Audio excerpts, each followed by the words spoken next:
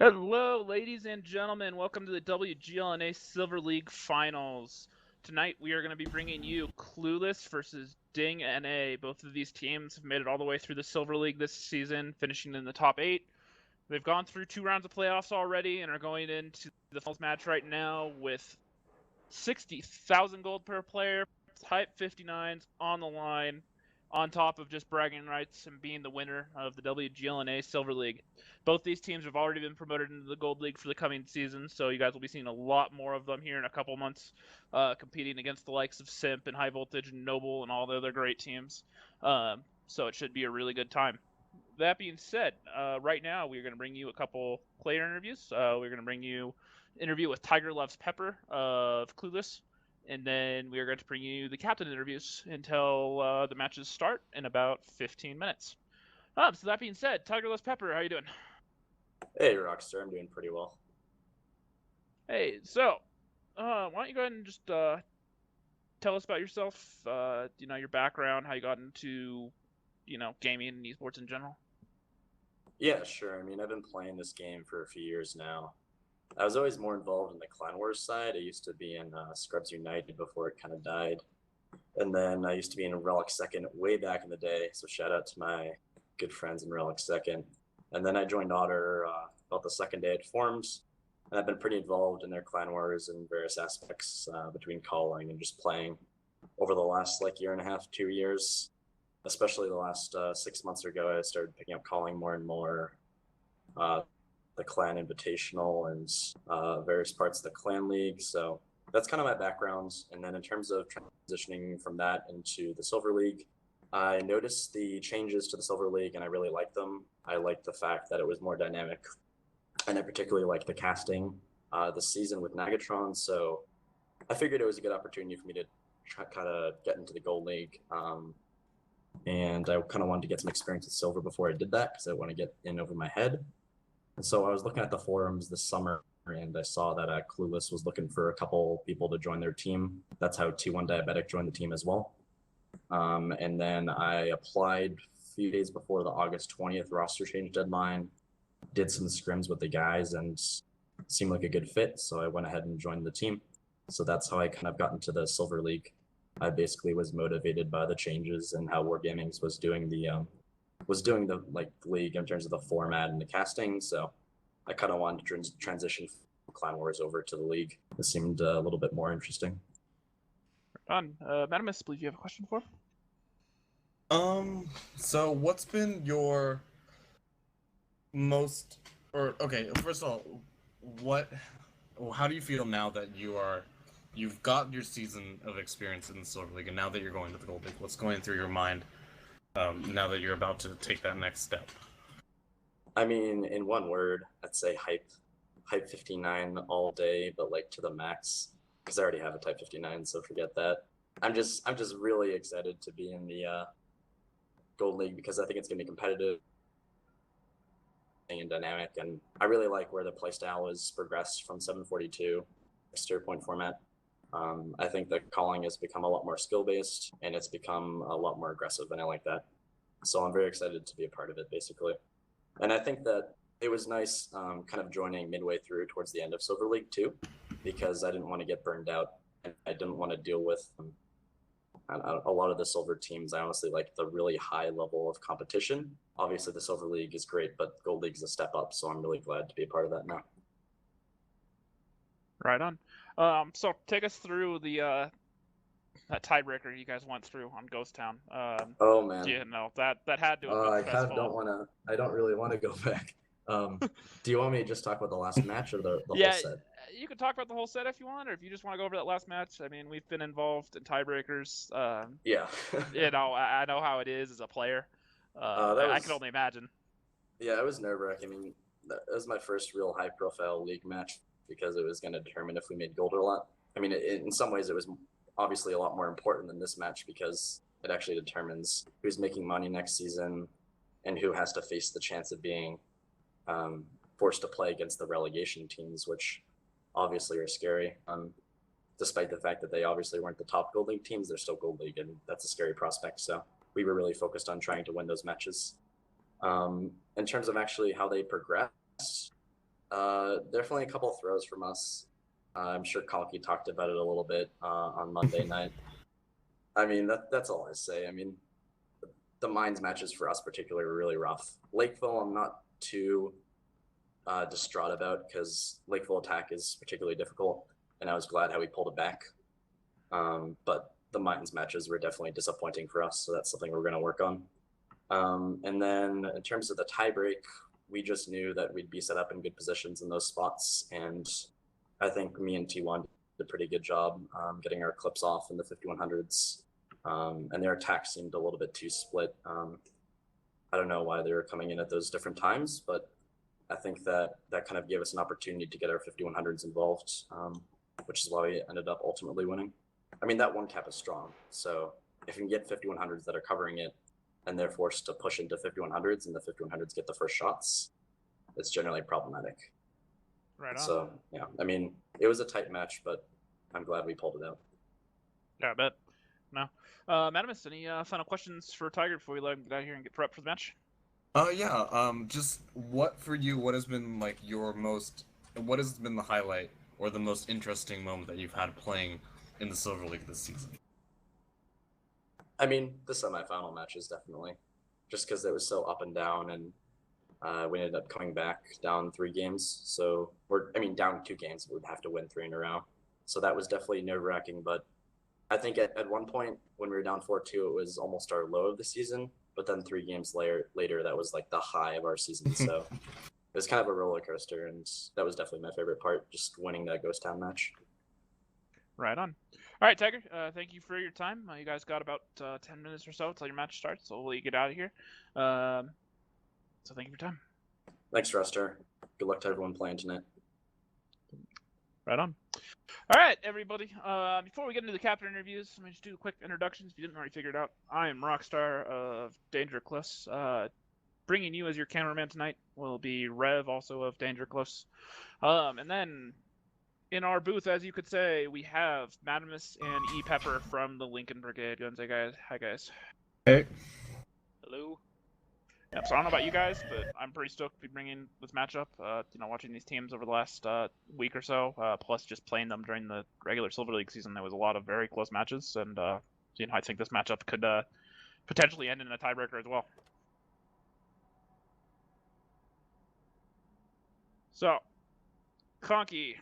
We have Conky from Clueless out there, I believe it is. And we have Romstar here, who appears to be AFK, so give us a second while we wake him up. While we go ahead and do that, we're going to go and start off questions with Conky. So, Conky, Clueless, obviously you guys coming from behind in that semifinal match last week. We already heard Pepper's side of it. How did you feel, as a captain, as a player, going through that match? Well, kind of Tiger summed it up. One weird thing I did do is all my guys were kind of being like, oh, sweet, we won, yay, and I just kind of left and went for a run because I was so excited. It was like 1:30 at night or 12:30, something like that. Hey. Right on. Thank you for joining us, Romstar. Yeah, so you just had all the adrenaline going through you, so you just decided to get out there, take the run. I've done that before. Yeah, went for a run, got a slice of pizza, went back to my apartment. It was joyful, nice cool breeze. Right on. So Romstar, so obviously, Ding taking it to that overtime winner. How was that for you and your team? We've already talked to Clueless about how that felt for them. How was it coming? Not only winning it in overtime, but knowing that you'd been promoted to Gold League, what went through your head? How was your team speak? How did all your guys react? It was pretty exciting for the most part. I mean, I was so freaking tired, I just went to sleep. I mean, it's still exciting. So it's good to know that we're already in there. We've been working at this for quite a while, the past couple of seasons between Bronze League and Silver League coming up all this way. So it's actually very good for most of us, for most all of us, I should say.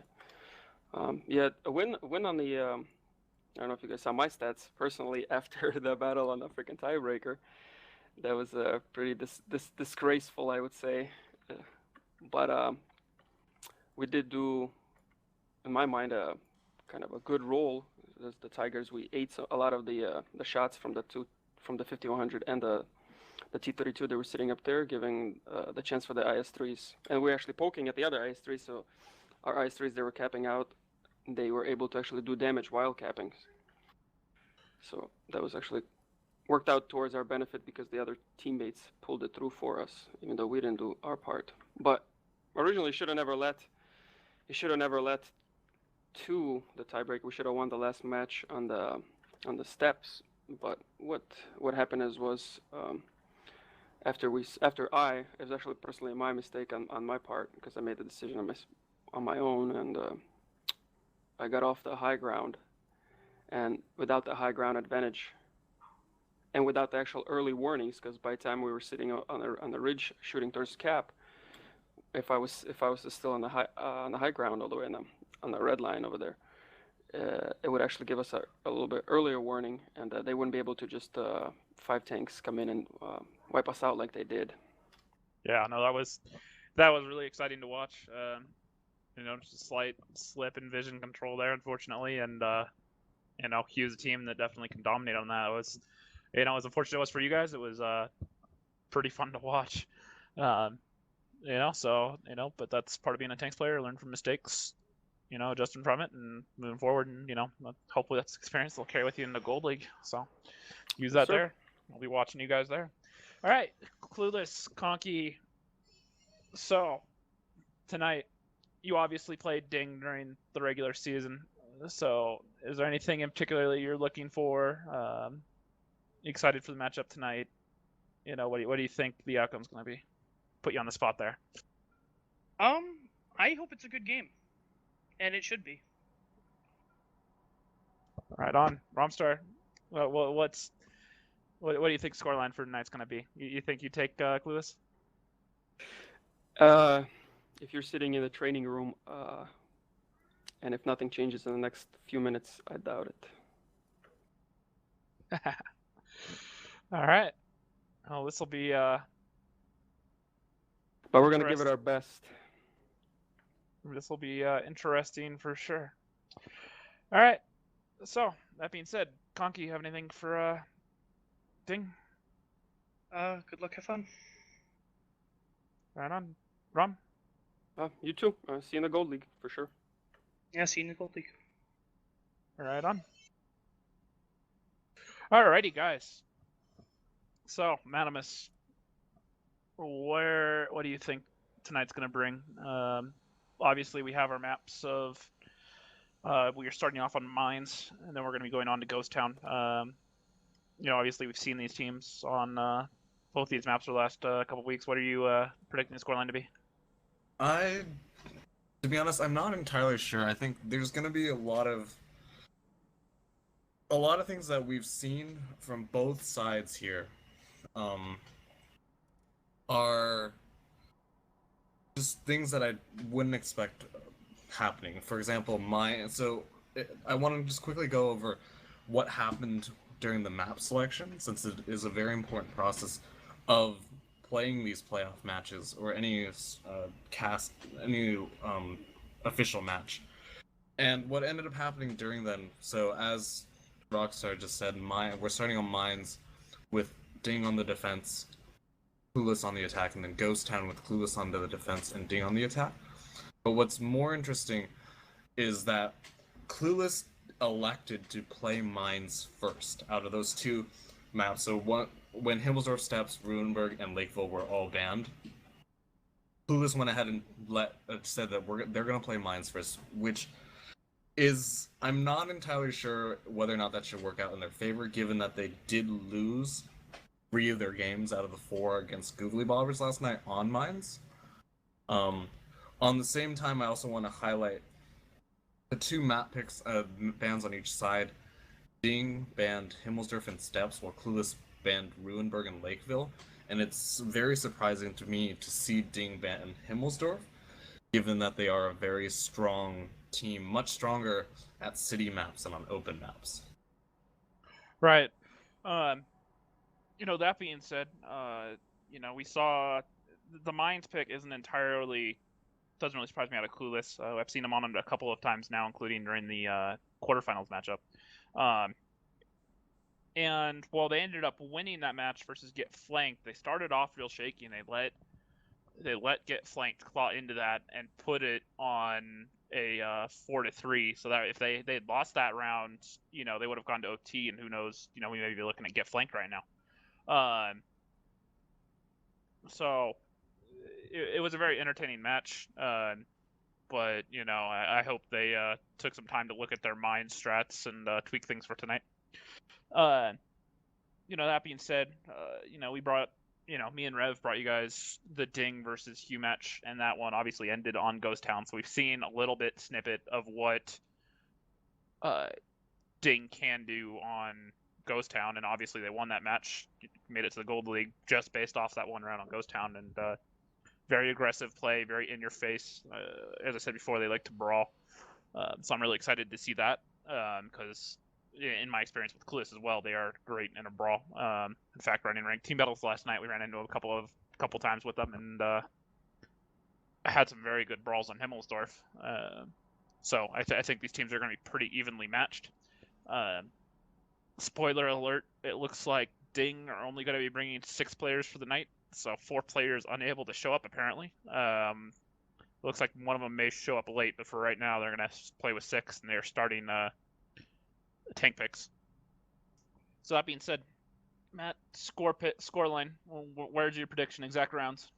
I'm just looking at. So first of all, I'm going to assume that Ding probably loses this first one just simply because they only have 6 players, and that's going to be instant loss on them.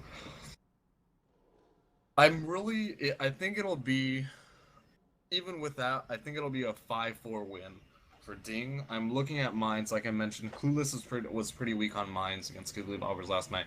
I know historically Ding is also, that mines is not their strongest map. But when it comes to Ghost Town and Himmelsdorf, so the second map and then the tiebreaker, so I'm expecting mines to split 2-2 between the two teams, and then Ghost Town, I'm expecting perhaps also 2-2, maybe, you know, Ding will win 3 on there, but they'll lose an extra one on mine simply because they only have 6 players right now. Because Ding is such a great city map tank. And then Himmelsdorf, I think, should go to Ding. But that's just my prediction. 5-4 in favor of Ding. After dropping this first map because they only have 6 players. Or this first match. For me, it's totally going to depend upon whether they get a full team. If they only bring 6, this is probably going to be a landslide for Clueless. So their team that I think, that given an advantage like that, they will exploit it and they will pounding into the ground. So definitely. I would give it like a 5-1 to Clueless. If, however, they show up with a second or a 7th player, I think they can bring it back. Looks like we're going to get underway here just a moment, folks, so no more waiting. And we are in battle. Madamus, why don't you go ahead and go over tank lineups for us? Alright, sure. So, on the side of Ding, who only has 6 players at the moment, we have 2 IS-3s, 4 T-54 lightweights. On the side of Clueless, with all 7 players, 2 IS-3s, an Object 416, 354 lightweights, and a T-37. Very interesting. The 416 on offense. You think that's going to scream one-line play, or do you think they're going to set them back at A4 and use them to guard the backfield? I think it's going to be A4 first. Although, because they have the 3 lightweights as well, they can test the opening, but it looks like that's not what's happening right now. Yeah, so guys. Roxy, you want to go for it? Yeah, Ding taken to the hill right now. All 4 of their lightweights are coming up here in a giant line getting up to there. They're all stopping, looking for tanks, and they're all kind of surprised, wondering what to do because Clueless are not challenging this hill, or just giving it to them. IS-3 is not even getting a shot off. The IS-3 Honey Badger is moving down the 2 line though, and about to get on cap. You know, Ding are just spurting out over this hill right now. They're trying to get vision, trying to figure out where they are. The T-54 Tyrell's Pepper has moved all the way down the 1 line behind the rock there. He's going to open up shots, probably find something on Stitch here, or Romstar might get some shots off. Honey Badger City on cap. Baby Dragon in the 416 is actually over at E1, lining up some shots, trying to bait the cap. So, you know, Clueless know they have the tank advantage. They're just going for the cap. They're trying to force this because they know that if they can start chewing into HP, making, you know, dictating this play to Ding, they're going to have the advantage. Without that tank advantage, I don't necessarily think that Clueless would be going for this right off the bat. It's pretty aggressive. That being said, there's no panic reaction out of Ding right now. They're taking their time, getting guns into multiple places, spreading apart. They've let their IS-3s on the hill because they know Carl's there. They're trying to bait him up because they can get that overmatch, and they need to grab a tank easily to be able to get into this fight. 40 ticks down on the clock, so we got about another 45 seconds till this is capped out. I would expect to see a second tank for Clueless jump on cap here. And Stitch is going for a reset. He's peeking, but decides to back off. Takes the shell from the 416, but the heat shell doesn't pen.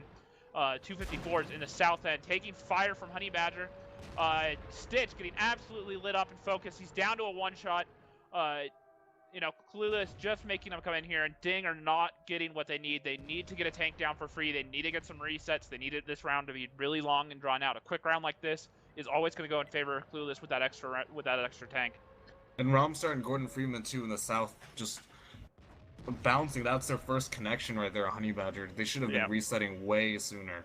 They got that reset, so it's back down to 10. But the second IS-3 of, I can't even tell who that is. Carl. Looks like Carl. Carl has jumped onto the cap right now. They need to start getting a tank down. It looks like one of the IS-3s and a lightweight out of Ding have gone north. I don't think they realize that T-37 of Hoffer is up there. So I would not be surprised if we see go get him off this here. He's taken one shot already, so he's only a matter. But their Stitch is already banged up to a one shot. It's not the starter they need, and their tank, the T-54 lightweight's a Ding in the south. They're just getting banged up right now. You got 640 HP on Mr. Gordon Freeman and 738 out of Romstar, not doing what they need. The cap's at 63, 64. Two tanks on there. There's probably about another 20 seconds left on that timer. They need to hurry up and get a reset. Flash and taking a PK deciding to back off. An HE shell coming in, and Honey Badger getting a partial reset, but they need to hit Carl. He still has all the cap points. Cap back to 60 already. Flash had taken a beating, eating two shells, and the HE shell comes into Carl and gets the reset back down to 0. They've almost gotten Hoffer down. He's down to 56 HP. Taking another couple shots here. He's down to 900. Ding doing a good job at just drawing this map out. Clueless aren't being decisive. Ding realized if they play this slowly, they can still get this out. I think at this point, Clueless need to be grouping up and getting ready to push one of these weak flanks. I don't think they can cap out right now. Only 3 minutes left on the timer. I think they'll make a move soon, but I don't know. The shot's still being traded across the board. Cap got reset again, but that's only because Carl backed off. He's heading to the north. He knows the overmatch is up there. But now he's hesitating. He's coming back to cap. Ding are doing a very good job being a man down here. Despite taking the early damage, they're making sure they can't get the cap. They're making it really hard for Clueless to pick a direction and push. Romstar taking another shot. He's down to 500. Now Stitch joins them, so they got 3 very low HP lightweights down in the south, but they're covered by the IS-3s and another lightweight in the middle. So, pretty smart. Go for it. Clueless moving up the north side with 3 light tanks and their T-37 trying to overmatch TAC and the Dendi, while the rest of just taking advantage of the fact that Ding is a man down and that they are split at the moment. Yeah, but it's 4-on-1 here, and it's just down to Nanai. Shot coming in, taking out that T-37. Flash and trying to help out his buddy here. One of these tanks is a one-shotter, but he's not going to get him down. Flash is trying to back off. The cap's already up to 80. This is the perfect distraction. The T-54s didn't have lights on cap. They aren't able to get a reset. Cap's up to 90. Ding need a reset. 94. 97. No reset. It's 100. First round goes to Clueless.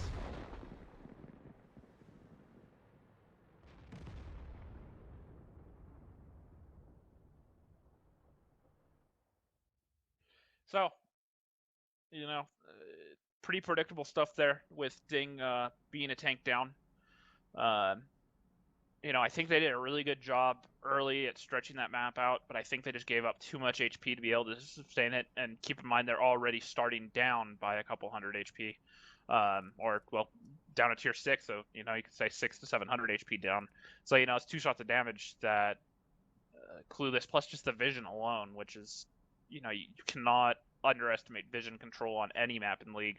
And I think that's part of the problem there is they didn't have good eyes on that 1-2 line. they couldn't control the north, and so they, Ding just got overmatched, and there wasn't anything they could do about it. Going over stats here, Madamus, why don't you go ahead and break those down for us? All right, I mean, pretty self-explanatory. Flashing on the side of Ding, the only one over 1,000 damage. Everyone else just getting basically focus fired by the 54 and 416 wolf pack that eventually descended on them. And you can see on the right side too, those 54 lightweights and the 416 just doing the most amount of damage on the side of Clueless. I think what's most interesting, or I think one of the things that we do need to point out about this game though is that even though Ding was a man down, I think had they had that extra tier 6, I think it would have definitely gone to them. They were able to hold, Rockstar, I don't know if you agree with this, but they were holding in the south relatively okay for most of the game. The only reason why they had to flex 2 IS-3s up to the north side was simply because they didn't have the vision on the north side, because they were getting good enough resets from the 54 lightweights in the south. Yeah, I agree to an extent. I think the biggest thing about Ding's setup there was the middle guns of the IS-3s could cover the south guns of those lightweights, and those lightweights were the ones getting the cap resets. So that coverage was fine. Clueless figured out the key, though, was that those south lightweights could not cover those middle IS-3s, and they knew they didn't have that tier 6 for lights, so they stacked as many tanks down there as they could without giving it away, and they got in there, and they created that overmatch like you called out in game. And I think that was the key there, because the second one they pushed, it was only, it was a 2-on-4 essentially, or 3-on-4 to start, but that lightweight didn't last long. If Clueless had tried to push down south, they would have had to deal with all 3 of the lightweights plus all 3 of the tanks in the middle, because they have that crossfire there. So Clueless being very smart and backing out and going around the long way. So definitely in favor of Clueless there. Very smart play. With a T-37 there, they could have sent that T-37 up to go, or another tier 6 to deal with that one-shot or T-37, and they could have left their own T-37 up there for the vision, and they could have moved their tanks down south, and they wouldn't have had to separate their guns so much. So I was going to say that being a man down, looking at the positions of Ding, I don't think the best choice is to invest anyone up in the north. I think they should have sent a lightweight. I mean, once you take the hill, what are you going to do a man down? You need to have vision on the 2 cap. So why not have a lightweight at H3 in the bush where you normally see a 12T just playing the hold down game? And then maybe have someone up on the hill watching the north just in case they push up. But you need to keep your group together and focus on cap number 2, because you need to get vision of cap number 2 without getting killed from the 1 line. All right, well, we're starting into battle number 2. Matt, go ahead and break down the lineups.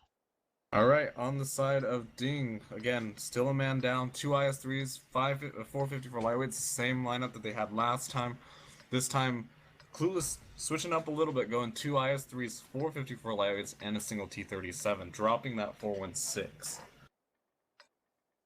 All right, so you thinking the same plays out of both teams, or you think they're going to change it up? I mean, Clueless could theoretically do the same thing. They know that Ding doesn't have a good counter to them, especially since they are a man down. I personally think that switching the 416 out for another 54 lightweight is a good choice, given that I think 416 is... I'm going to go ahead and interrupt you here real quick. It looks like we're going to have a brawl for this hill going off. Both teams going towards the hill, but Clueless taking it just short, queuing up the shots onto Ding. Ding pushed onto the hill. Gordon Freeman getting focused down to 700, 500, taking a ton of damage at the cost of that hill. The rest of the lightweights pausing off. The biggest thing I noticed was that Clueless dropped the 416 and they went to another lightweight. That automatically made me scream that they were going to the hill. Gordon Freeman down to a 1-shot. Honey Badger looking for it, but can't find it, looking south.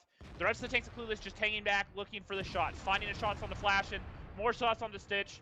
Gordon Freeman coming around to the north end of that hill, trying to find side shots, but he's a 1-shotter, so he needs to be real careful right now.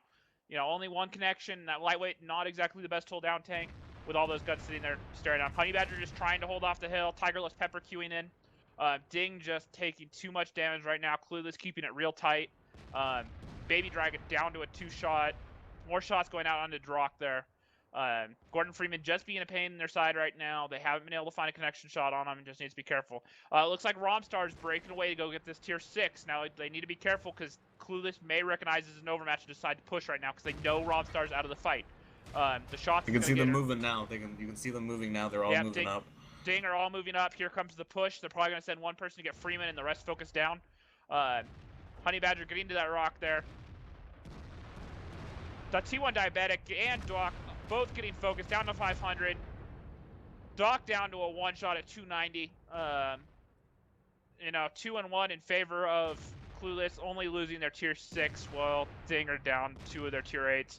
Denai's getting focused in that IS-3s, down to 620. 2-1 Diabetic going to the south end of the hill, trying to open up additional shots from down there now. And this battle is flipped in favor of Clueless. Clueless just doing what they can, or not Clueless, but Ding just doing what they can, trying to trade here, but it's not working out. Their IS-3s are low. All these tanks of Clueless are just spreading out, trying to find different angles. If you notice, they're not all in one angle. They're all spread out, opening up different angles and different tanks, and it's only a matter of 10 or 20 seconds here until this round's over. I'm expecting to see that IS-3 of Carl and Baby Dragon here push up and eat the shells, get that first IS-3 down. Baby Dragon going down, but Carl taking the time, lining up that shot into their IS-3, and we're down to 5-3. One of these shots of Flashin's a one-shot. 2-1 Diabetic looking for a shot. And Stitch goes down for 400. High roll out of that IS-3 there. Great shot. A little bit lucky. Carl closing in is going to take out Flashing. But Romstar finding the shot on 2-1 Diabetic, and it's all down to him. 1 versus 4. None of these shots are one-shotter, except for Doc in the back. Carl's going to just bulldog him around this corner, get in his face with that IS-3. Tiger Left Pepper drifting around the corner quite nicely there. Taking a shot. One more shot. Romstar takes out Carl. But Tiger Left Pepper finishes Romstar off as Doc jumps over the cliff and suicides. So, high right wheel stuff there. Not as good. Negatron, if you're watching, you might want to grab that drift. That was pretty sick. Yeah, I was thinking about Draka's kind of suicide jump over. It's still not as good as what Game Over did during their match against TVD during the... Yeah, I don't think anything can match that, though. All those T-54s just majestically full speed jumping off of that cliff. That was a sight to see. So, map 2, 2-0 to Clueless. Like I said, Ding just not able to do anything while being man down. Don't know yet if they're going to get that 7th player. So far, no one showed up anywhere, so, I don't know yet. Again, it was that tier 6 that really killed them this game. They had just had one if they could split their own tier 6 down to the southwest to deal with Clueless's. Yeah, it would have been a very different game. Real smart out of Clueless using that T-37. You hate T-37s when there's situations like that because you can't ignore them because he's going to sit there and just chip and chip and chip at you with those lightweights sitting up there at that hill trying to play aggressively and deny it.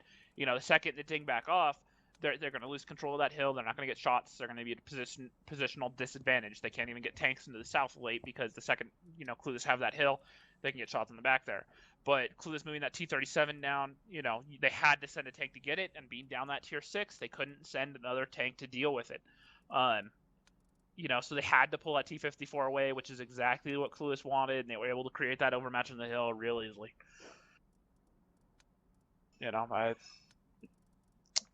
That's what you expect out of teams of this caliber, especially out of Clueless. Going to the Gold League, they obviously are very composed, and they did the very smart thing. They knew they had the overmatch, and they purposely exploited it. Let's go ahead and pull up stats, Matt. Why don't you go ahead and break it down? All right, sure. I mean, Ding doing significantly better this game than last game. 4 guys over at about 1,500 damage or over. But again, just being that tier 6 down means that they didn't have enough damage and HP to really win that game. On the side of Clueless, Tigers, Love Pepper just carrying his team along with Honey Badger, both at around 2,400 and 2,300 damage respectively. And really, this is very expected damage for both teams, given how Clueless was a man up the whole time. All right. And I do want to say one thing though about Ding's defensive posturing. I think that being a tank down is absolutely horrible, but they definitely did the best that they could given that situation. Going up to the center like that, you saw in that first game too, going up to the center in the same way. I think it was probably the best play that they could make given that they were a tank down. because you want to make sure if you can still control the hill like they did the first game, you still have a legitimate shot at winning, even though you're down to tier 6. The most alarming thing for me so far that I've seen isn't any of the play. We'll finish this point here in a minute. We are in battle, so why don't you go ahead and break down the lineups? All right. So Ding on the offense now. 2 IS3s, 450 for lightweights. No change in their lineup between attack and defense. Clueless, 2 IS3s, 450 for lightweights, and now an AMX 12T instead of the T37 that Hoffer was playing earlier. All right, how do you expect him using that 12T passive scouting 2-cap? Yeah, he's gonna be in that bush, the one at H3, just being in that bush and just being able to watch there. I don't see him doing much else, at least at the beginning of the game. Right. So, Ding being man down again are doing something a little bit alarming here. Actually, I don't think they realize what they're trying to do. Are these T-54s going to go for a cheeky pick here? Is there a gap there that I haven't seen? T1 Diabetic stopping, eating the first IS3 shell, but backing down. All these lightweights sitting over here in C2, maybe looking for a cheeky pick, trying to get some shots on the mid there. But Clueless recognizing that they're not going for the hill, they're taking up positions on the side, and the tanks of Ding are just scattering. Thing that's most alarming for me right now is being this tank down. I don't approve of Ding separating their tanks this much. If Clueless are in such a good position just to push these IS3s, and they're going to have minimal support with those rocks there. All the tanks down the island can't help those IS3s. They only have the support of that T-54 up at A4. So very vulnerable stuff out of Ding here. So we'll see if Clueless recognizes that. The 12T, like you said, down there in that Hotel 3, Juliet 3 bush, just passive scouting and everything. And a couple lightweights out of Clueless are choosing to rotate south. So they're, either they haven't recognized it yet, or they're choosing just to ignore it and just they're happy to go man on man, knowing they have that tank advantage. I think it's coming down right now. Clueless is just recognizing that Ding is in the west. They know that the 2-cap is the only cap that they can logically go for now that they have got tanks on the hill to watch if Ding attempts to cross over to the eastern side. It's just overall smart play from Clueless, and just based off of reading the situation. I also want to mention, I think, Gordon Freeman getting absolutely focused, and he's tracked in the open and gets finished off here by the IS-3 of Carl. Great shooting out of both those, that IS-3 and the T-54 of Baby Dragon. So Ding obviously man down again. Romstar taking damage from those tanks in the south. They haven't quite figured out where their 12T is. They haven't even been blind firing at it. So interesting stuff there. Ding just choosing to just spread out and try to get some picks, but so far not working in their favor. Real risky stuff out of Gordon Freeman there and didn't pay off. So you mentioned that, 2-cap being the really only option here for Ding. Provided they had another tier 6, do you really think the 1-cap is an option even then? At least in my experience, the 1-cap has never really been an option on this map. You basically, to cap the 1-cap on this map, you have to take control of the center and you have to take control of the southeast quadrant of the map, none of which that Ding has. I think that they probably would not have been able to even flex over, simply because, again, they wouldn't be spotted as they're trying to flex over. So Ding deciding to cut you off here for a second. Ding deciding to try to group up their forces and push hill. Tiger left Pepper's out of position over on the 1 line, so Ding actually have an even match right now. The problem is that they don't have that tier 6 to spot. Yeah, they didn't see him over there. 12T shifting over to the 1-cap. Try to keep an eye on it. If Ding's gonna have a chance, they need to take this moment to push right now. And Deny just absolutely getting focused. Flash and trying to move in front. All of them just trying to push. They're trying to focus on Honey Badger, but the shots aren't connecting. Finally goes down. They're pushing up into the hill. They're gonna try to take out T1 Diabetic, but they lose Deny in the process. Taking a lot of damage. T1 Diabetic's getting focused. 12T going all the way around, and Clueless Ding just trying to hold out here. They're down HP. They brought it back. They're even on 8s, so the tier 6 is going to be coming into the fight here in a second. And down goes Stitch. Another tank take goes down for Ding. It's down to 2 on 5. Sorry, the T1 12T coming in now. IS-3 of Carl pushing up onto the hill. He's going to look for Romstar. Or no, he's looking at Flashing. He takes a shot. High roll at 415. And Tigerless Pepper finishes him off just down to Romstar. And this round's going to go in favor of Clueless once again, 3-0. Yeah, I think just now that the game's ended, I think that I just want to highlight really quickly, I think that Ding made one crucial error in that last game. They actually got very close to winning, I think. Given that Tigers Love Pepper was out of the fight, their 12T was out of the fight, it was essentially a 5-on-5, and they did kind of get the jump on Clueless with that initial volley that they did as they were moving up. I think that the misplay that happened that game was actually leaving Stitch. If Stitch had gone up into the hill with the rest of his team instead of staying by the rock and getting essentially 3-on-1 by the other tanks of Clueless, I think that they could have actually, because they got T1 Diabetic, they got Honey Badger. So for a moment, Ding was relatively equal, and had Stitch gone up with the rest of them, he probably would not have gone down, and that may have opened up an opportunity for Ding to actually come back and win this. Right. So scoreline 3-0 in favor of Clueless. Obviously, Ding, that other tank, it just kind of seems like they're just kind of playing disheartened. They're not really being optimistic. They're not even doing anything decisive. Which, when you're playing man down like this, in my opinion, that's what you have to do. You can't get away with this slow play. If you are playing a lesser team than Clueless, if you are playing, a Bronze League team or a very inexperienced team battle team, you could get away with 6 by slowing it down and them not knowing what to do.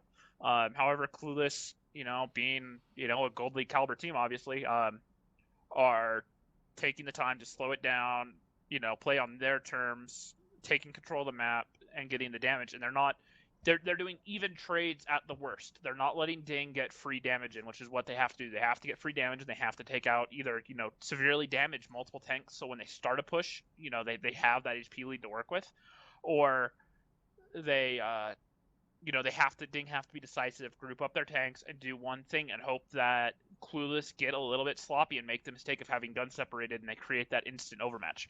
But slow play like Ding's been going for just isn't working out. And Clueless is 2 rounds away from being the WGLNA Silver League championship team for the 2015-2016 season 1. I mean, to be honest though, I think that this match, half the reason I personally think that Ding only has 6 players on right now, and that it doesn't seem like they're going to be able to pull a 7th relatively soon, is simply because both teams already made it into the Gold League, and at this point it's just a matter of who gets more gold at the end of the season. Right. And, to me though, whether that be true or not, my biggest thing is being professional and keeping that professional attitude, because that's what you're going to have to take into the season next season. And, only showing up with 6, speaks volumes for how that team operates, to any match. Even though this match may be meaningless, still a professional show of lighter tanks and put your best effort forward, and this clearly isn't Ding's best effort. We've seen much better out of this. Real quickly, why don't you go and break down the tanks? All right, basically the same lineups as last time. 2 IS-3s, 450 for lightweights on both sides, and then a single extra tier 6, the AMX-12T, on the side of Clueless, and he's going to the same bush that he started in last game. So this looks like a very, very identical opening from Clueless, but Ding's doing something a little bit different. So Ding going for that early cheeky pick again, trying to find some shots down there from Charlie 3, but Clueless being a little bit wiser. Now, all these tanks, they're already close for Ding, so maybe they're listening. They grouped all their tanks together. And they're going to go for something real cheeky here. Clueless not taking advantage of their vision. It's going to be down to T1 Diabetic to see if he spots. Nope, but he's going to get preoccupied with these IS-3s, which is exactly what Ding wants. They're drawing their attention. They're using some shells. And these 4 T-54s of Ding may get around here and catch a tank out. Ding just backing off a little bit. Clueless, 12 Ts over in the 1 line where they're not, and they left this 7-8-9 line open. Obviously with Clueless controlling the hill, that caps out of the question. But they still don't have vision. They don't know if tanks are there, and they're getting distracted. And now the first volley comes out. Shots go on to Baby Dragon. Flashman and Denny's got to move up too to make this work. Yeah, they gotta go up, but they've already lost so much HP. Such sloppy picks. trying to go for Doc here, focusing him down to 500. That's exactly what they need. The IS-3's coming over, but all the tanks are already looking at these lightweights. The first tank goes down in favor of Ding, but Ronstar's going to be focused. He goes down. These IS-3s need to hurry up and get in here. In my opinion, these lightweights need to be pushing towards their IS-3s right now. They need to make this full loop circle connect. Getting the T-54 Baby Dragon, it's even on 8s. Stitch getting focused. Tigerless Pepper going down for Clueless. The IS-3's doing work here for Ding. Gordon Freeman getting focused. IS-3's putting in shots at T1 Diabetic. He's down to a 1-shot, but this round's likely over with these IS-3s not having enough HP to carry this. The 12T going around here. T1 Diabetic just trying to get safe to where he's not going to get picked off. Denai looking for shots, but getting focused. He's down to a 1-shotter. Flashing getting a shot off, but he's also a 1-shotter. And Carl's just going to come in here and clean this up. That was much better out of Ding, in my opinion. They gave themselves a chance.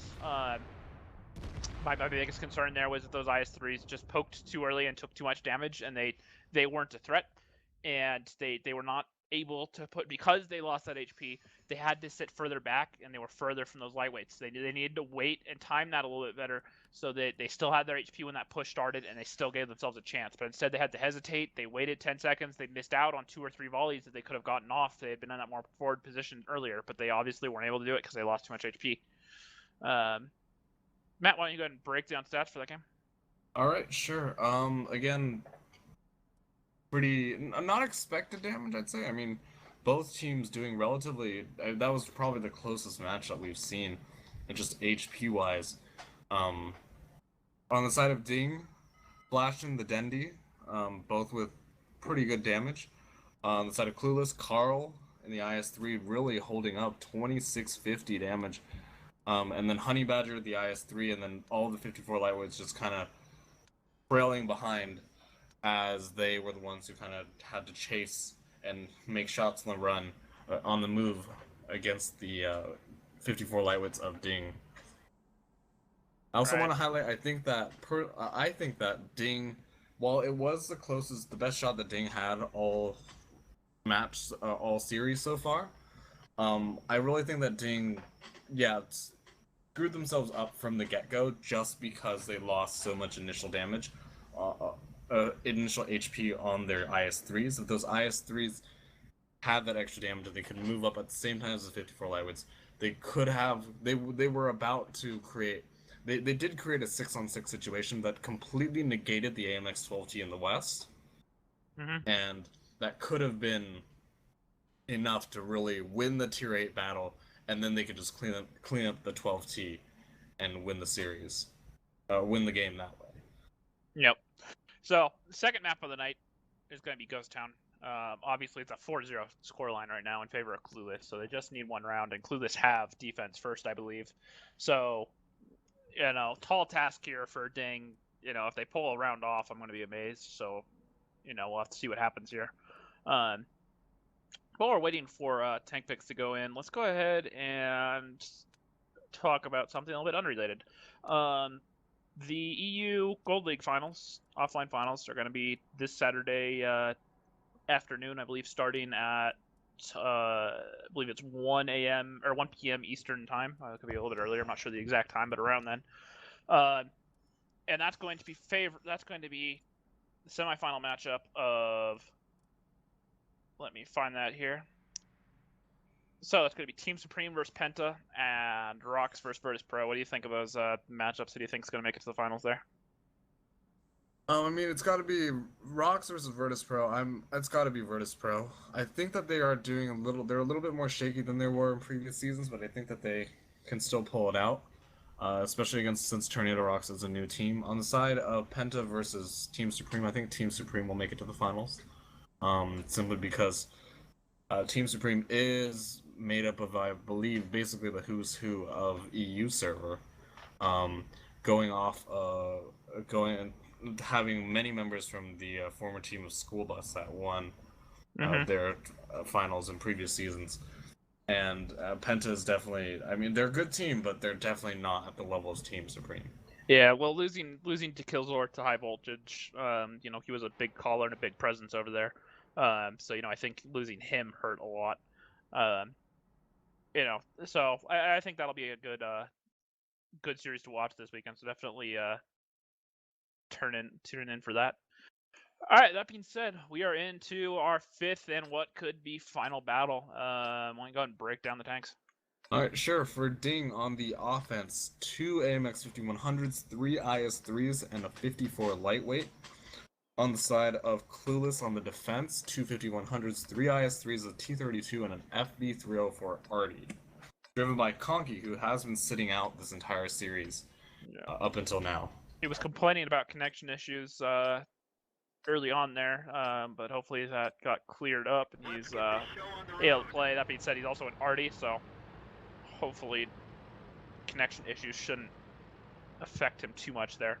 That being said, Clueless are on defense. They just need the 1 round and, potentially over $1,000 in in-game value going their way. The difference between first and second is about 20,000 gold, and obviously you get a type 59 for first place, which, if you look up those, they sell for a couple $100 easily right now. So, it's kind of, disappointing in my opinion. Let's take a look at this. Hold on, Rockstar. Take a look at this. Yeah. Gordon Freeman coming in contact with Clueless right now.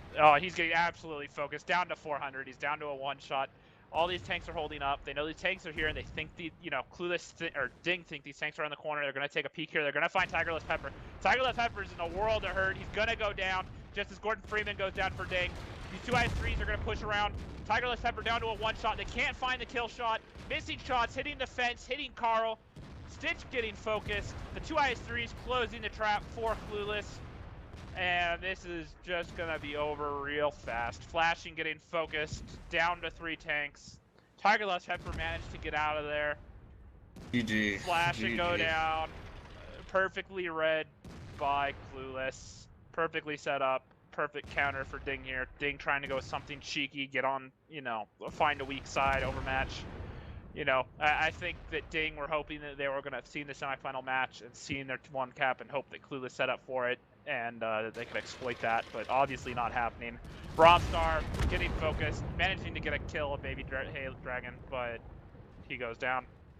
Ladies and gentlemen, Clueless are your WGLNA Silver League champions, so a huge congrats to them. Obviously tonight, sadly, was no competition. I wish we could have brought you a closer game.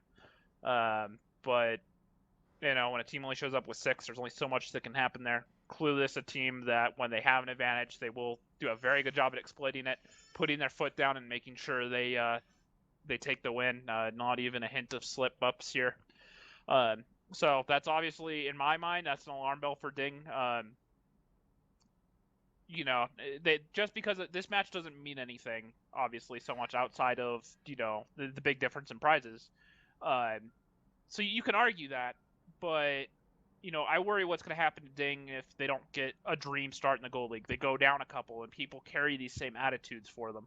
They don't show up to, after they start losing matches there, they get disheartened, and they stop showing up to that. Ding could be in a world of hurt next season, and that, I just feel it says a good bit about team personality there. Obviously, they've done very well this season. They made it to the semifinals, and they're going to the Gold League, so obviously they are capable.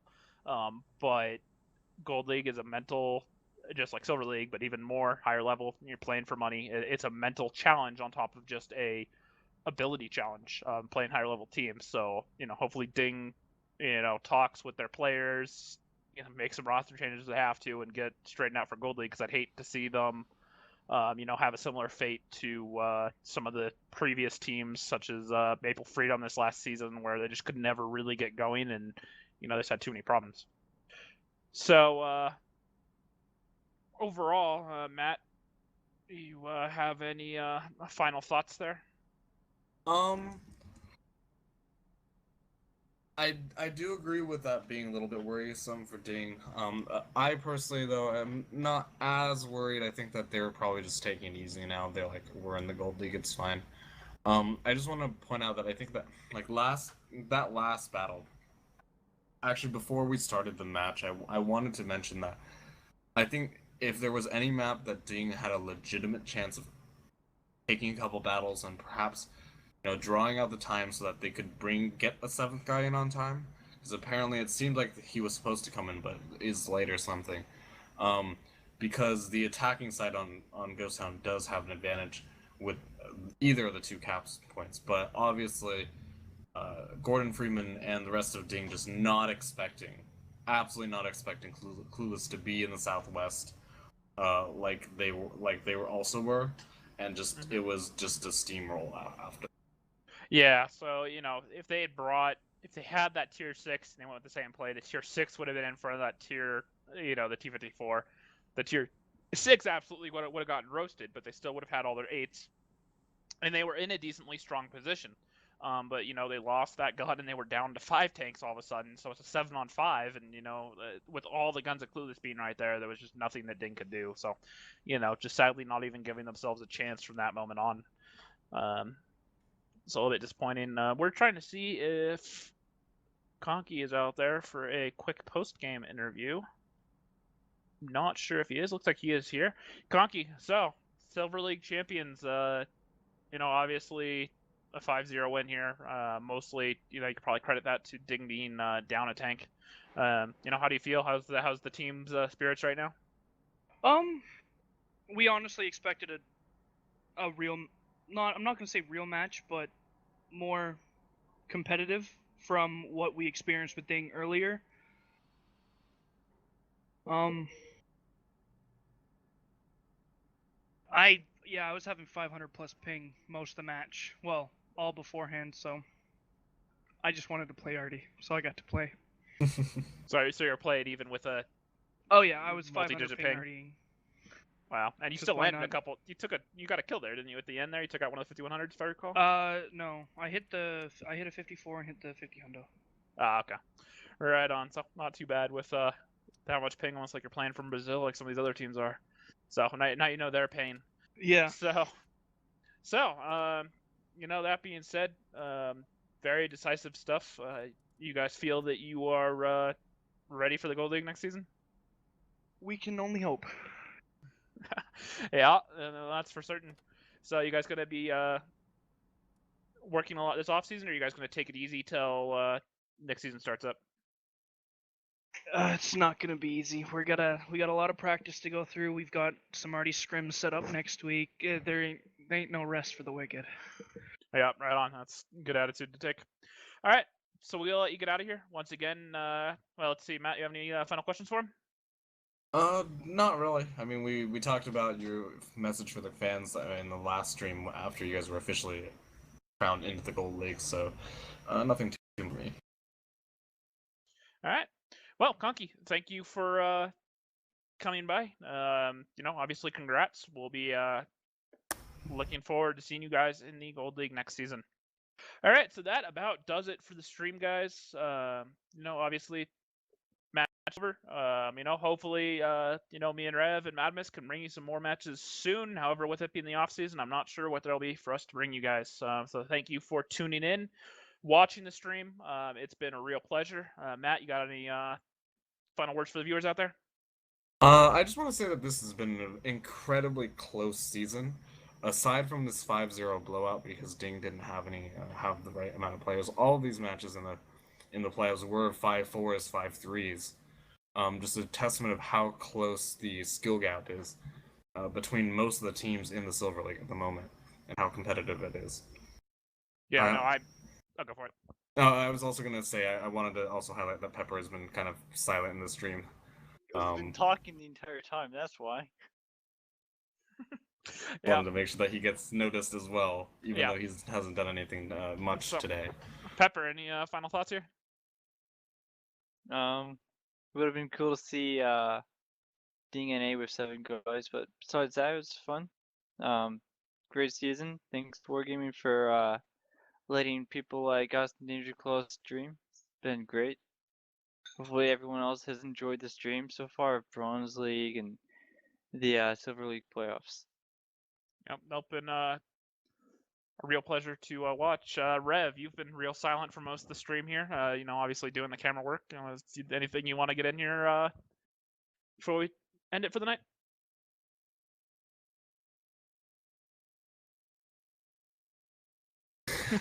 Yeah, fair enough. Ditto. obviously, I'm really excited for next season. Personally, Danger Close, we're going through a lot of roster changes right now, working on retooling our roster, and right now I'm really excited for what we can do. A lot of new potential coming into the team. And next season, a couple Gold League teams coming down. A couple of them have disbanded, but there's a couple more coming down. A couple very good quality bronze teams coming up. And then there's definitely some bronze teams coming up which need to start putting some work in because they're going to be in for a very rude wake-up call. That being said, there's a core group of Silver League teams that are going to be back next, and all of them very, very good and very, very motivated to do well. So I'm looking forward to it. That does it for us. Thank you for watching the stream, guys, and thanks for stopping by. Bye.